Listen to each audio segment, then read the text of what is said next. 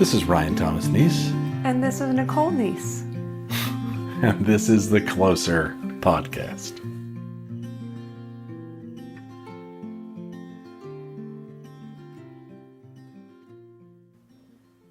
How you doing? I feel good.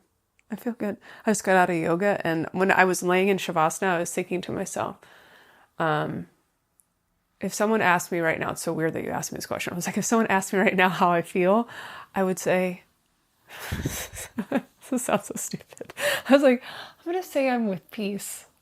You are with peace? Yes, I'm with it. Like, not I am peaceful or there's peace, but I'm with it. Like, there's peace and I'm with the peace. Like, because not all things are great. I'm not like, normally people are like, oh, I'm fine, I'm good. I'm like, oh no, I'm with peace. There's peace within and around, and I'm with it. Yeah, I know. It's an interesting thought. I've never had that before. Yeah, it's an interesting way to word it. Yeah. Oh, I was thinking about how when I used to say to you, have a good yoga. Mm-hmm. Because today our instructor let us, which I already knew this, but yoga means union. Yeah. And I was like, oh, have a good union. And I'm glad that's how I used to say that to him. And then that got me on the train of thought of someone asked me how I was doing. How would I word it? And I intentionally went with, I am with peace. I like it. Thanks. How are you doing? How are you feeling? I don't have an answer to that question.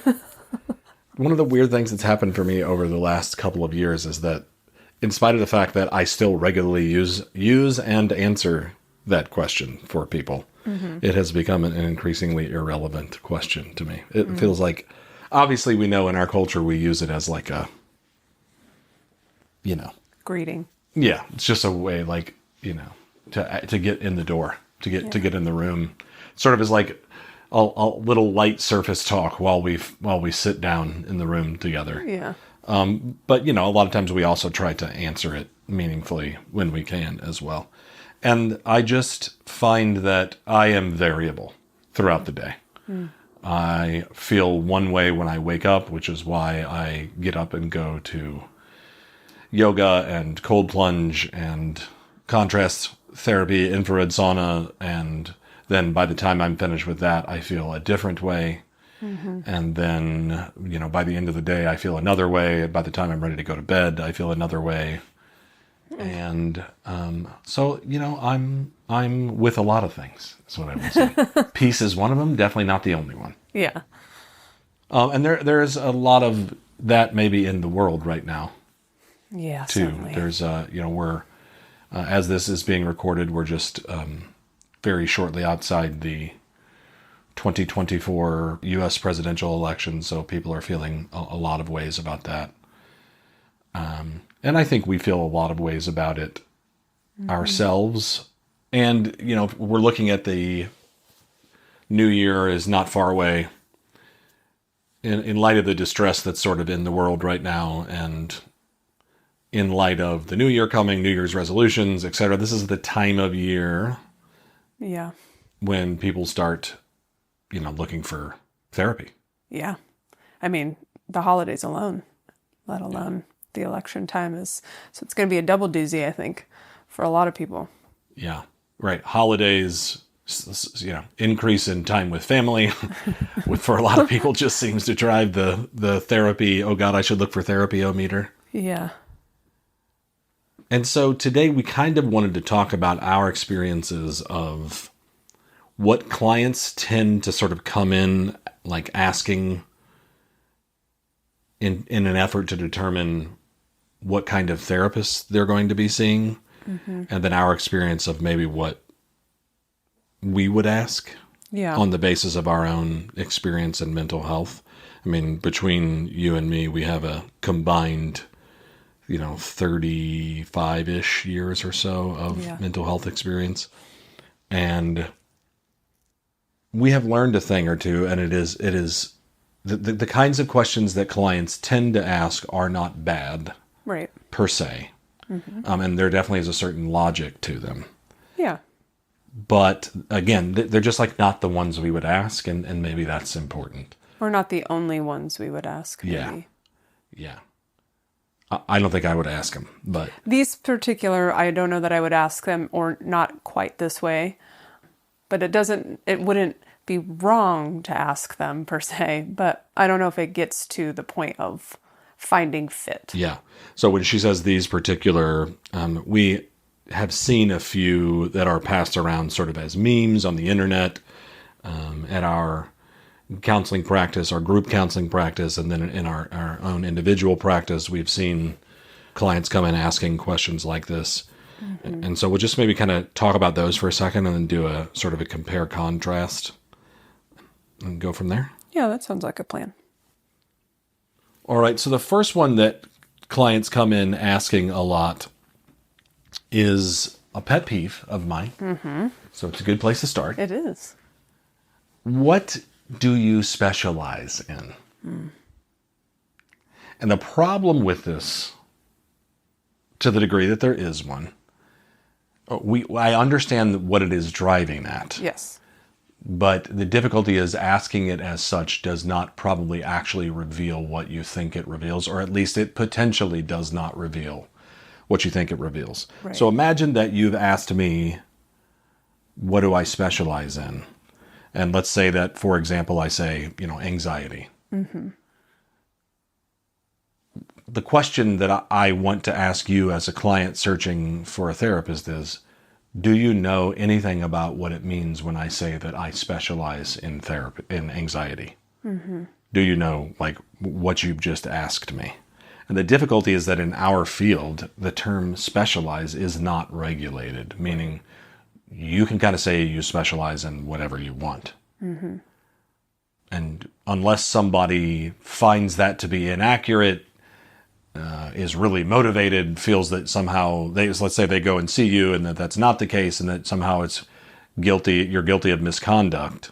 Mm-hmm. And then they report you, and then somebody else, and then the board does an investigation, and your licensure board, and then you end up being, penalized, or your licensure is in jeopardy or something. You can more or less say that you specialize in whatever you want, and that doesn't that's really it. Doesn't Yeah. really mean anything. No, it doesn't mean much. It's not like going to a doctor. Right. So when you go to and this is, I think, part of the genesis of this question. When you go to a doctor and you have a foot problem, well, you want to see a podiatrist. Mm-hmm. If you have an eye problem, what is it? Eye one called? Optometrist? No, I think that's the people who do glasses. Oh, yeah. I think ophthalmologist maybe is the... Yeah, see? Don't even know. Nope, don't know. But the point is, you understand that there is at least some specialty training there, and typically quite a lot. Yes. In therapy, necessarily that could be true. Somebody who says, I specialize in anxiety, may in fact have advanced training in anxiety. They may have advanced experience in anxiety. Mm-hmm. But here's the thing, particularly as a person who has tended to employ younger, budding therapists with a desire to help them and sort of navigate the therapy world, what it often means is, I have a lot of anxiety. Mm-hmm. I've had a lot of anxiety my whole life. Mm-hmm. And for the vast majority of the people that we've intersected with, that often means I have not resolved a lot of my own anxiety. I have not figured it out. Mm-hmm. And so I think I should help other people who have the same. And I want to be honest, when I started out in mental health, I thought to myself, well, I have really struggled. And so maybe my sort of calling in life is to help other people who've struggled. Yeah. And there's nothing principally wrong with that. No. As a matter of fact, all of our research says that that's why we go in the field. Mm-hmm. There's a bunch of therapists that don't know that, apparently. Mm-hmm. But all of our research says, I don't mean Nikki and I's, all the research in our field says that most therapists go into therapy not so much for a desire to save the world, but something about saving themselves. Mm-hmm. There's nothing principally wrong with that as long as you figure it out. But here's the thing. If the therapist doesn't know any of this, then a lot of times what that means is they're going to be working out their anxiety issues with you. Yes. Mm-hmm. Yeah, and I think also sort of similarly, as we're talking about, if you know, if you go see a specific type of doctor for a specific type of thing, they've had a lot of education in that specific field, and it's less about an emotive state and just sort of like factual things that they're dealing with. So something that's more concrete. Yes. Anxiety has many forms. It shows up in a variety of ways. So just because I've had anxiety myself the whole time and I want to help somebody who's had anxiety, that doesn't mean I'm going to be a good fit with every person who has anxiety. Right? It's beyond just the thing that they quote unquote specialize in. It is. And maybe people don't know that for licensed professional clinical counselors, as they call them in California, or licensed professional counselors, or licensed mental health counselors, or switching disciplines a little bit, licensed clinical social workers, or licensed marriage and family therapists, you know, any of these degree types, our training does not actually include specialization. It is a very, very, very broad overview, enough to kind of get your foot in the door. Yeah. And that it is thought that specialization, to the degree that it exists, comes with time and funneling of continued education post your graduate degree. So again, when you ask someone, what do you specialize in? You need to understand that in our field, that may or may not reveal much about their actual ability, acuity, or skill in that area. It could be you specialize in, you know, depression. It means you've been depressed your whole life, and that may or may not be worked out just yet. Yeah.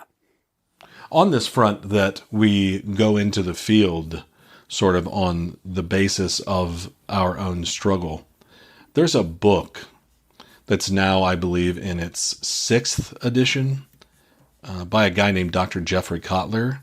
He is a friend of mine and has been, at least in the past, was a mentor of mine. And this book has been a bestseller for over 30 years, hence it being on, you know, its late edition here. And the very first chapter of that book on being a therapist, at least in its previous edition, was called The Therapist's Journey. And one of the subheadings is Personal Motives for Being a Therapist. And I just want to read to you what he says. He says, our journey to become therapists began for most of us, here it is, not with the urge to save the world or to help people, but rather to save ourselves. Many of the motives for becoming a therapist are unconscious and even beyond the reach of clinical supervision or personal therapy that skirts over such unresolved or disguised issues.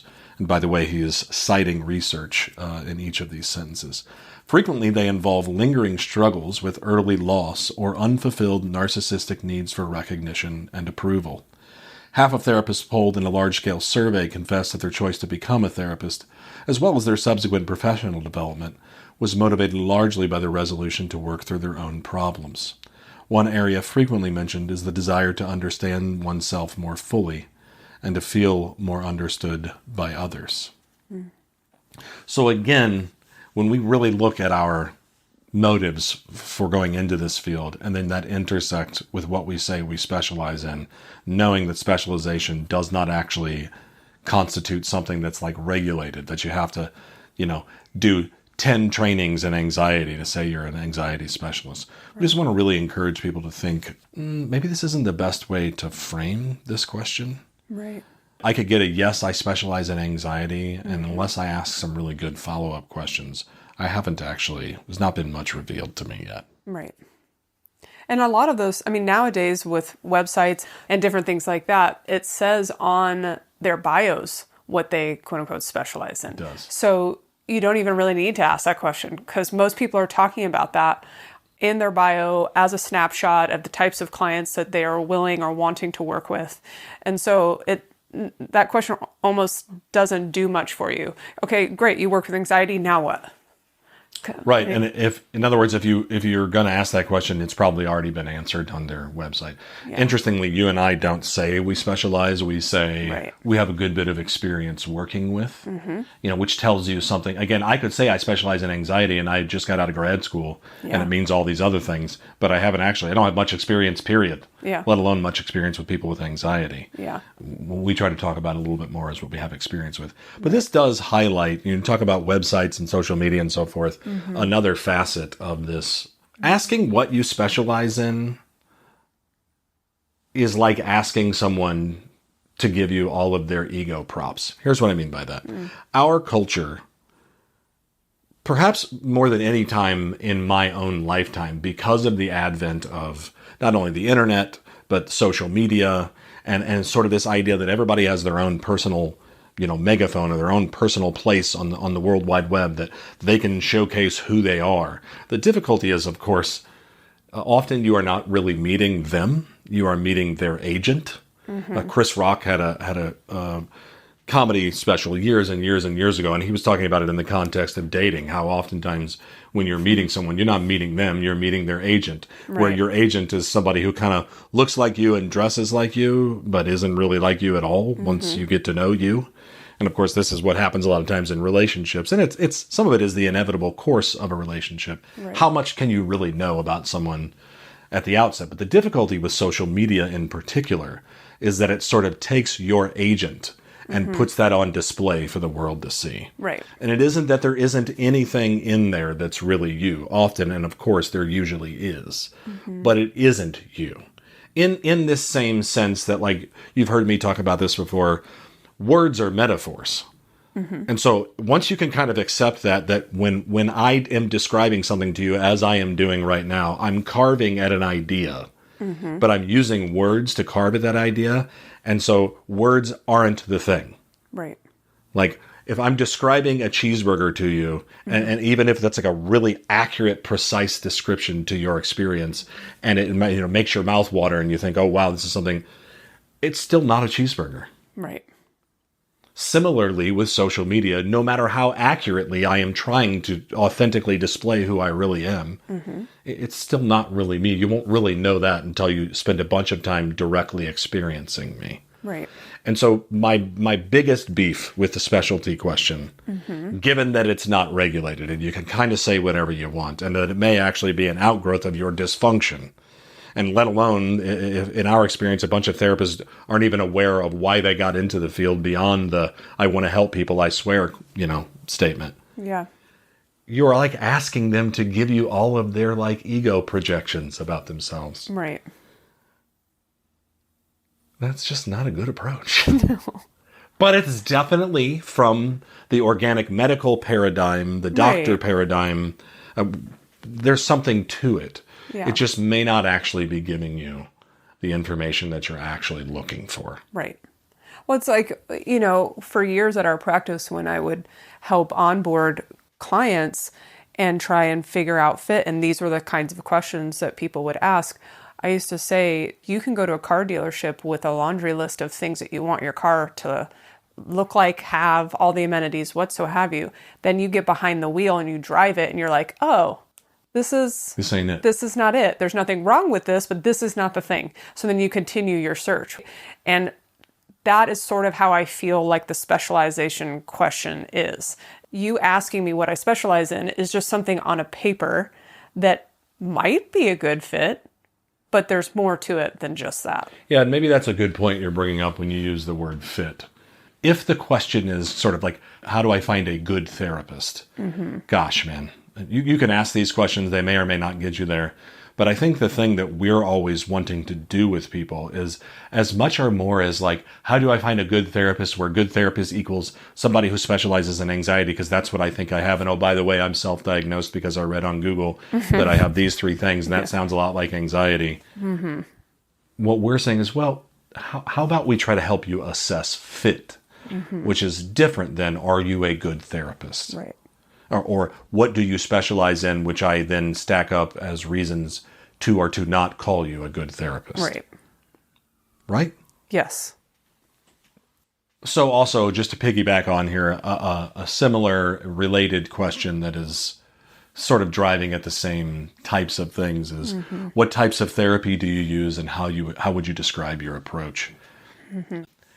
I am now a 22-year veteran of the mental health industry, and I have been practicing counseling proper since roughly 2005, post-master's since 2006, post-licensure since 2011. So I'm even post-licensure, I'm 13 years in, and I'm 22 years into the field. I am just now, in some senses, really able to articulate a coherent answer to that.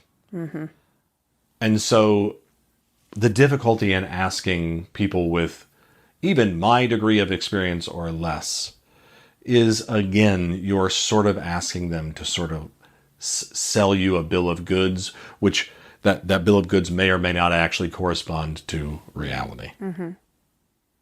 Again, like with my experience of onboarding clients, we notice this trend with social media where there's a particular type of modality that is really being heavily pushed for a long time. Like all of a sudden 70,000 people are on TikTok talking about whatever, CBT or narrative therapy or... Correct. And then all of a sudden, everyone who's calling, everyone who's writing is like, are you a CBT therapist? Do you do EMDR? Right? And then if you don't, I'm not open to talking with anybody else because they don't, go back to the first question, specialize, right? Or have that as their particular approach. What we would find a lot of times is I can pair you with somebody who has CBT training. Most of us get some of that on the front end of schooling, go on to do a little bit postgraduate work. Doesn't mean that I'm necessarily going to be a good fit for you, because there could be a variety of other things that are being presented that would be good for this therapist and maybe not so much for this one. An example... In terms of what the client is presenting as their issues, you mean? Yeah, exactly. Let me give you an example. Someone calls in and says, do you have CBT training? I'm like, I have 3 therapists who have CBT training. Okay, do any of them specialize in anxiety? So now we've got both questions. Right. Yes, all 3 of them specialize in anxiety if you want to use that language. Which is like, oh my God, this is not it. This is not how you do this. So then my approach would be somewhat different. There are other things that I implement at this point to say, how do I find a good fit for you? Right. There it is again. So it's like there is something to this idea of you asking me sort of generic questions and hoping that that is going to get to the source of the thing that you've generic questions that, because naturally no fault, not a criticism, you don't know that they're generic because they sound really insightful. Right. But in fact, again, and here's the piece that highlights training again. You may not know this, people who are listening, but we do. When you go through training to be a therapist, again, you are given a general, broad overview. And when you come out, you are encouraged to elect a particular school of thought that you want to operate from. Right. And to learn as much as you can about that. But check it out. All of that occurs post-graduation. Right. And so you may be meeting someone anywhere along that road of their journey. And again, saying that I use a particular modality is not regulated. Right. I can say I use CBT, and actually this is a very frequent occurrence in my experience of therapy. People say, oh, well, what are we doing? And I will name something that we've just done. And they'll be like, oh, I went to a therapist who said and it is very clear from the client's description of their previous therapy experience that, in fact, although the person had it on their website and they say they're trained in it, and they might even say, oh, God, they specialize in your particular issue, using narrative therapy to treat anxiety, they don't. Right. And if this contextualizes your experience of therapy, if you're listening to this and you're like, oh my gosh, this kind of describes like what I've experienced. I mean, wouldn't you say that that's one of the most common things that we hear? People coming to our practice, one of the most common refrains that I have heard, you could tell me if it's the same on the phone, is I've been to like 4 therapists and they're all shit. Yes. Yes. It's not a very nice thing to say, but I'm just like, oh my gosh, if I have to hear, so many clients say it. This is not it. This is not what they were doing. When, one of the unique approaches that we take to pairing clients with clinicians around the concept of fit is going beyond these sorts of generic questions. And after I spend 15 minutes on the phone with them, talking to them about these sorts of things, they feel very hopeful because they're like, wow, Yes. before I just clicked on a button because this person said anxiety and said CBT, and those were the two things that I think I need. And so I signed up, and then I got there and I sat across from this person who, clearly we were not vibing. Yes, and also they didn't actually do the thing that they said they were going to do anyways. No. I don't feel great like saying these things about our industry because it's critical in a way, and it is sort of feels like we're trotting out our dirty laundry for everyone to see, the industry. But on the other hand, I do feel great about it because it adds context to so many people's experiences of therapy that seemingly went nowhere. There's only so many times in a row you can hear a client say, I have been in therapy for 2 years prior to coming to you, and in the first 2 months with you, I've had more movement than I did in the entire 2 years previously. Right. Before you finally are saying, well, gosh, I guess this must really be true about our industry. And certainly, again, as people who have employed therapists, this is very true to our experience. And we don't even mean these as criticisms per se. They are just, let's get real about what this industry really looks like from the inside. And then let's try to help people navigate their way to something that's actually going to help them. So I think I mentioned this earlier. One of the fun things that Nikki and I did in advance of having this little discussion was say, what if we both kind of thought about, like, what are the questions we would ask when looking for therapists? Like, what would we say? And again, you can hear that however you want. You can pair it alongside the questions that, if you still like the specialty question and the what therapy style do you use question, or you can hear them as alternates. They can go with them or alternate to them. But what would we ask? And then we didn't talk about it. Right. So that we could kind of see, do we have overlap? Do we agree? Do we disagree? Is there something that... So you want to trot out maybe... I just came up with a couple that I think cut at it. So maybe I'll let you go first. And why don't you hit us with it? What would you ask? Right. Well, okay, so maybe one of mine actually kind of piggybacks off of this last question. When I said... Which question? The last one about what kind of therapy do you use, like modalities, right? And I said, hey, when I used to talk to clients, they would say CBT, anxiety, and then that would be it. One of the things that I would often say to clients is like, okay, talk to me just a little bit about you. Tell me about who you are. Like, outside of your presenting concern, right? You're calling in because you're feeling very anxious and you want to tend to that. Can you talk to me just a little bit about your life, things that you're into, like what interests you? Have you had experience in therapy before? What was that like for you? What went well? What didn't go well? And just getting to know the person on the phone and saying, oh, wow. And I use this same approach even with my own clients. Talk to me a little bit about you. Because while I could use CBT or narrative or any kind of other modality, I am not going to limit myself to that modality. So one of the things that happens a lot of times is as I get to know you and what's going on, I might use pieces of those modalities.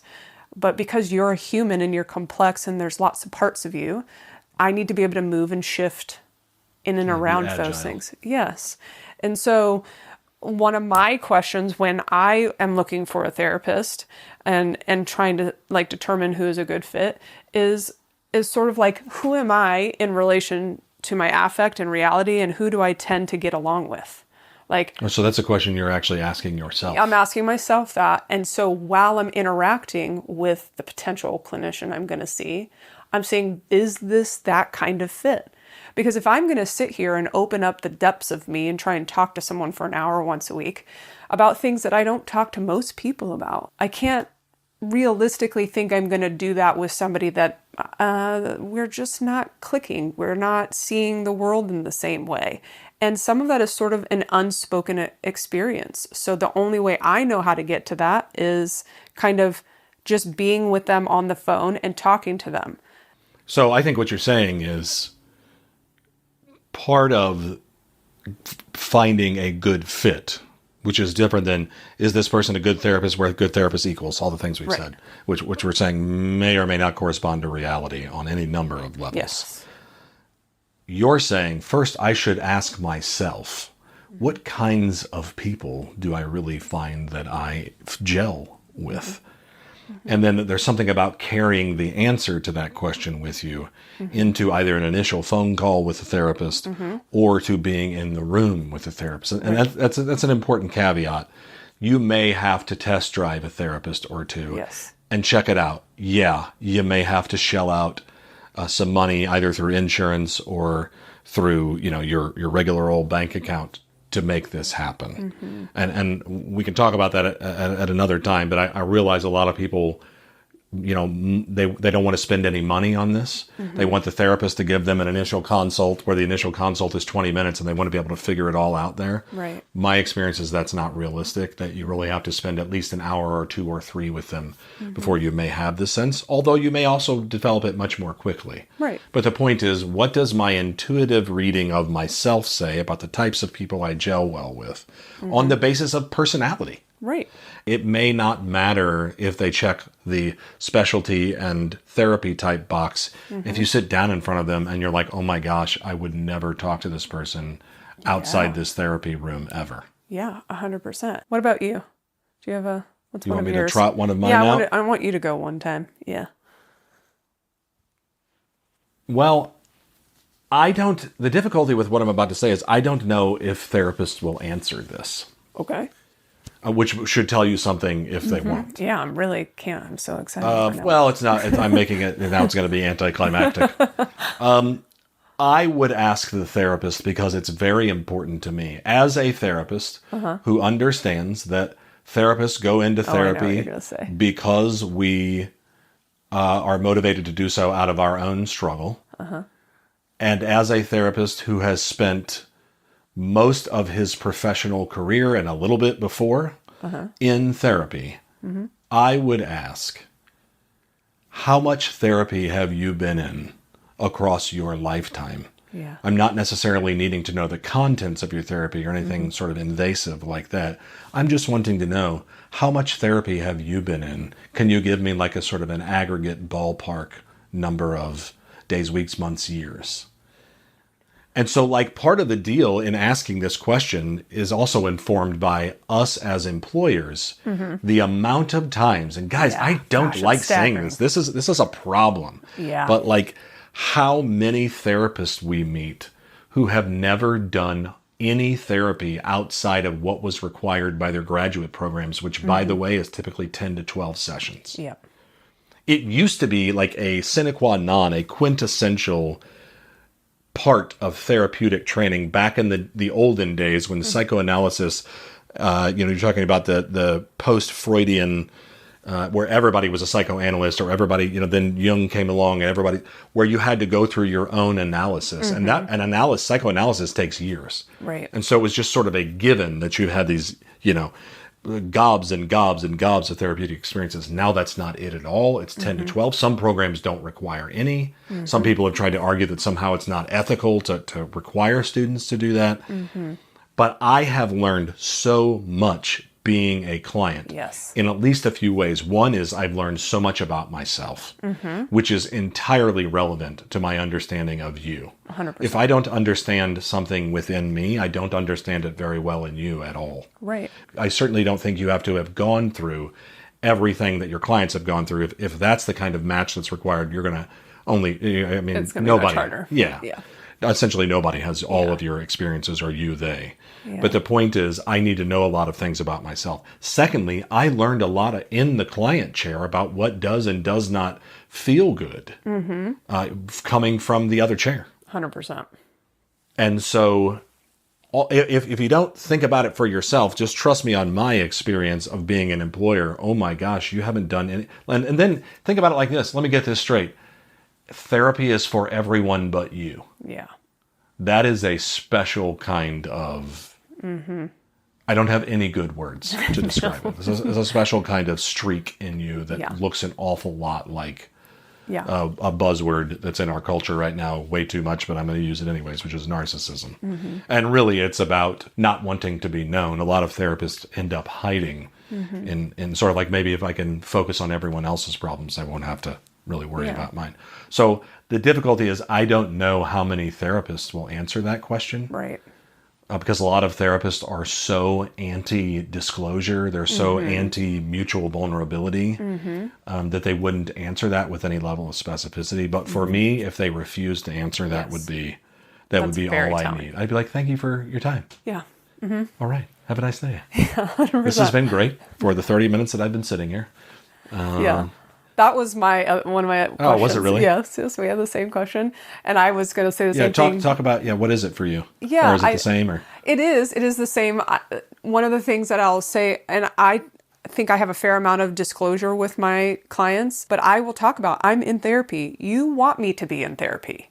I'm like, would you go to a personal trainer who couldn't lift a weight? Right. Like, you would be like, oh, I don't know that I can take you seriously about what I should be doing for my body if you can't even lift a 5-pound dumbbell, right? Yeah. So the same concept sort of applies here. And even if you want to say, I had a blissful life until I was a therapist and I had nothing that I had to process, the things we hear in the office alone between us and our clients is enough to process in therapy. Right. To hold space has enough for of people. An impact on us. Yeah, to hold that kind of space for people. Like, you need to be able to have an outlet there that you can process the emotions and the feelings that come up. Because, gosh, to speak to sort of what you were saying before, being a client gives me an idea of what it's like for my clients. No, we're not going to have the exact same stories. And listen, a lot of my clients have gone through a lot of things that I have never gone through. And it's heartbreaking to hear it. And if I didn't have somewhere to process that, like, I can't show back up in the room and really be beneficial, because I'm going to start getting in my feels and, getting distracted by the things that don't help. So that absolutely is a question. I said the same thing. I was in my notes. I said, ask them, have they been in any personal therapy? And if they're not willing to answer the question, that's all you need. Then that's all I need to know. Was that both of your questions? Did you just have two? Did you already have more? I have one other one. It was a semi-question. It was kind of like an outgrowth of my first one. Can I hear that one? You can. So what if I find a great clinician, I like them, but they have a specific modality that they use? And I'm going to use a personal example. I had a therapist who I went to. She was great. Was with her for a very long time. Her modality was ACT, acceptance and commitment therapy. And this is somebody that she did successfully answer your first question. She was a good fit. You enjoyed her company. Mm-hmm. Okay. She's been in therapy herself. She disclosed that she'd been in it for 20 years and was still in it. So there was a fair amount of decent disclosure there that I appreciated. I saw her for 2 years. We did great work together. But one of the things that I didn't think to ask on the front end, and was an outgrowth of this experience that I then used going on to find new therapists, was what happens if your specific modality that you've done all this training in, and that's how you brand yourself, becomes a limit for me in terms of being able to go deeper or do other types of work. So they only sort of see the world, in at least in therapy, through that lens. Yes. And with her, we came to an end, and it was a mutual ending because she really wanted to continue to only use that modality. And it kept getting us stuck around things because I would say, I want to express this and learn about this in a different way. And she just was really laser focused. Right. That is a great thing in a lot of ways, but it does have a hindrance later on, or at least it did for me. So one of my questions is going to be, what happens if your modality becomes a sticking point? What do we do then? Yeah. Yeah, and a good way to frame that maybe too is that because you're asking a question that's a hypothetical for a future point that may or may not come, that this maybe isn't, you can tell me if you agree with me, maybe this isn't a question that's necessarily a rule out. Right. Because I actually think a lot of good therapists who really are, really do it just from this angle. Mm-hmm. And maybe even ones that use multiple schools of thought might hear the question that you're asking as like, what happens when we come to an impasse. And the truth is that sometimes the work is just done and it is Right. time to move on, which is kind of what you said. It Yeah. was somewhat mutual on the basis of her being like, well, this is kind of like what I do. So part of the deal is knowing that this question is ultimately in service of you being able to identify when you reach an impasse with your therapist and that it's time to move on. Because that is another thing, we didn't even think about this ahead of time, but that a lot of people come in and you hear that they were confused at some point because they really like their therapist and you really have done good work. And don't get me wrong, also in therapy, there are plateaus and then you scale Right. another peak together. Yeah. But sometimes it's the plateau just keeps plateauing. Right. And I've experienced this on the therapist end as Right. well. And sometimes therapists are not skilled at saying, hey, it may be time for us to be done. Yeah. So maybe on the basis of asking this question, you will be skilled. Right. That this is a time, where it's time to hang it up. Yeah. If they aren't able to do anything fresh and you really think that's what's called for. The difficulty being, of course, that sometimes, again, plateaus are just that and Right. you will scale a new one. Yeah, that's really great. I hadn't thought about questions that you ask at the beginning that could become relevant later on, but I Right. really appreciate that framework. I kind of only have one more myself, and it's interesting how much overlap there actually is. Not that that's really shocking for us, but like I also am concerned about who the therapist is besides their therapist identity. Yeah. And again, this is another thing that maybe some therapists, remember the whole point of this podcast is that we want to allow you a step closer. Right. That the therapists are opaque, and a lot of therapists will not cede their opaqueness. And to be clear, there are potentially some good clinical reasons why that is 100%. important. I just don't think this type of question, who are you besides like a therapist? What, like I as much as I am interested in what they say, I am also interested in like all the rest of what they do with that. Right. Do they get squirmy? Do they Yes. get shifty? Are they like, I don't like this? So for me, part of it is, again, speaking to your question about the sort of intuitive read on, is this a good fit or not, like in terms of personality and so forth, which I think is also mission critical. I'm interested in asking them things, appraising them intuitively. Hey, who are you? Sort of like, what if I was to ask you, who are you outside of being a therapist? And again, I'm not really looking for contents. I'm more like, Right. give me a description of who Yeah. you are. And I'm interested to see what they can do with that question. And in the same way, like you, I am, one of my other things was also what you've already said, which is, who are we on a personality basis? And is this a good match? While remaining open to the idea that personality isn't everything. Sometimes it is way, way, way, way more than you think.